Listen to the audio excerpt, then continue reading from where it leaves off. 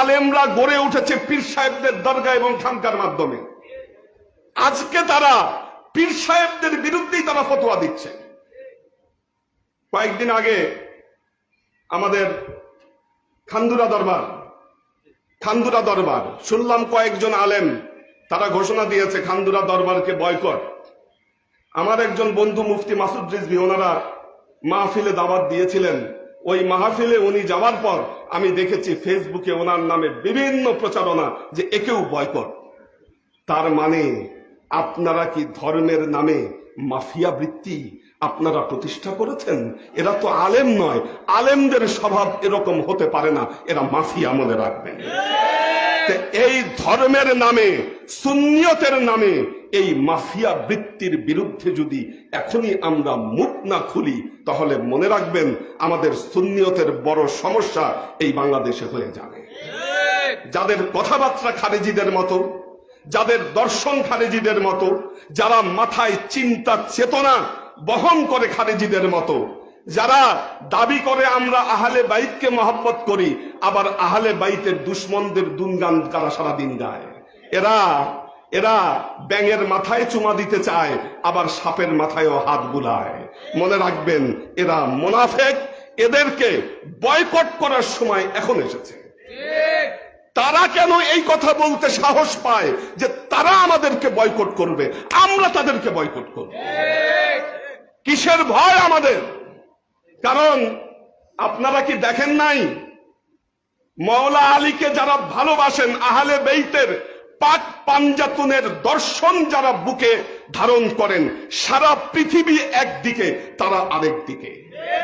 কিন্তু কাফের মুশরিকদের চোখে চোখ রেখে কথা বলতে তারা ভয় পাচ্ছে না। এটাই তো আহলে বেইতের প্রেমিকদের স্বভাব তো এই হওয়া উচিত। আপনি কাকে ভয় পাবেন? কিসের ভয়?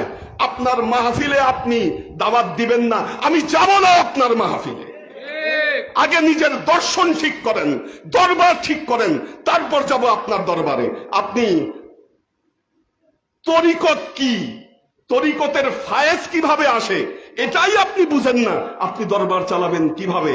আপনি এখন দেখছেন আপনার দরবারে ভক্ত গুণগান ভরে আছে, কিন্তু মনে রাখবেন আস্তে আস্তে আপনি আপনার নিজেকে সর্বনাশের দিকে টেনে নিয়ে যাবেন।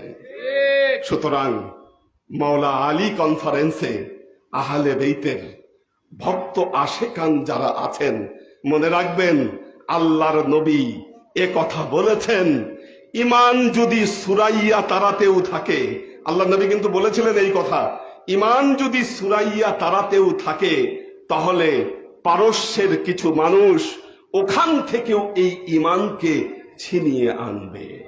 কারা? যারা আহলে বেইতের মুহিব, যারা আহলে বেইতের দর্শন বুকে ধারণ করেন। এবং আল্লাহ নবী এটাও বলেছেন, ইমান যেই দিকে, আলী যেই দিকে, ইমান সেই দিকে। আপনারা কিতাব খুলেন, ইতিহাস যাচাই করেন, বাংলাদেশের যত বড় বড় দরবার আছে তাদেরকে বলবো, শাহজাদা যারা আছেন, আপনারা আপনাদের মূল পীর সাহেবের দর্শনকে আপনারা বিচার বিশ্লেষণ করবার চেষ্টা করেন। হক বাতিলের পার্থক্য প্রত্যেকেই করে দিয়ে গেছে। কোনটা হুসাইনি ইসলাম, কোনটা ইয়াজিদি ইসলাম, হুসাইনি ইসলামের কি ফলাফল, ইয়াজিদি ইসলামের কি ফলাফল, এটা তারা স্পষ্ট করে দিয়ে গেছেন। আজকের দিনে হয়তো আপনি দেখছেন আমাদের সাথে মানুষ নাই, আমাদের সাথে লোকবল নাই, কিন্তু মানুষ আসবে, লোকবল আসবে, কারণ আমাদের ইমানের জায়গাটা ছাচ্চা আছে।